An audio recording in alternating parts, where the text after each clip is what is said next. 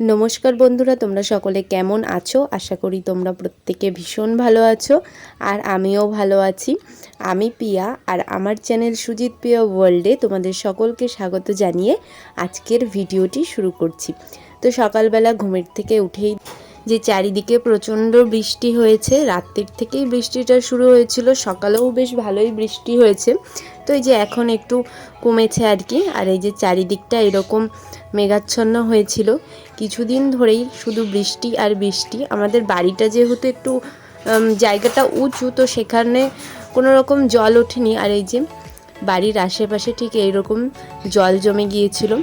তো দুপুরে স্নান করে খাওয়া দাওয়া করে ঘুমিয়েছিলাম একটু, আর তারপরে এই যে বিকালবেলা ঘুম থেকে উঠে যাচ্ছিলাম আমি একটু দোকানে, কারণ একটু এত বৃষ্টি হচ্ছিল, মনে হচ্ছিল একটু খিচুড়ি খাই।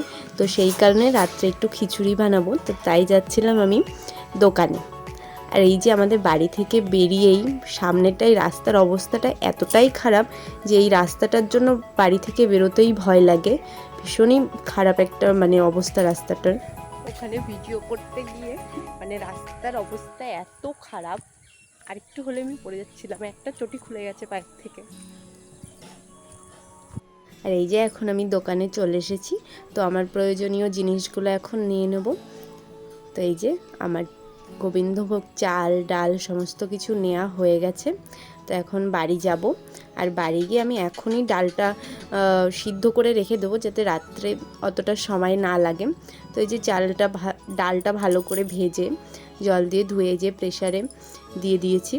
এই যে ডালটা সিদ্ধ, তো আমি ডালটা ধুয়ে প্রেসারের মধ্যে দিয়ে দিয়েছি। এখন আমি ডালটাকে ভালো করে সিদ্ধ করে নেব।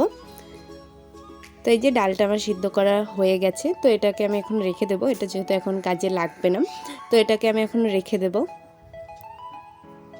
আর এই যে এখন আমি চলে এসেছি খিচুড়ি বানাতে।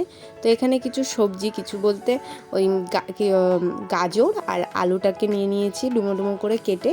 তো এইগুলো আমি খিচুড়িতে ব্যবহার করব। আর এই যে এখানে নিয়েছি 500 গ্রাম গোবিন্দভোগ চাল, আর আমি চাল আর ডালটাকে সমান সমানই নিয়েছিলাম।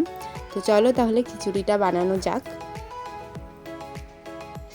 আর এই যে আমার এখন খিচুড়ি বানানো হয়ে গেছে, তো এই যে খাওয়ার জন্য বসেও পড়েছি। তো আজকের এই ছোট্ট ভিডিওটি এখানেই শেষ করছি। ভিডিওটি তোমাদের কেমন লাগলো অবশ্যই আমাকে কমেন্ট করে জানিও। যদি ভালো লেগে থাকে তাহলে ভিডিওটিকে একটি লাইক করে দিও। তো আজ আসি, তোমাদের সাথে দেখা হবে পরবর্তী কোনো ভিডিওতে। সকলে ভালো থেকো।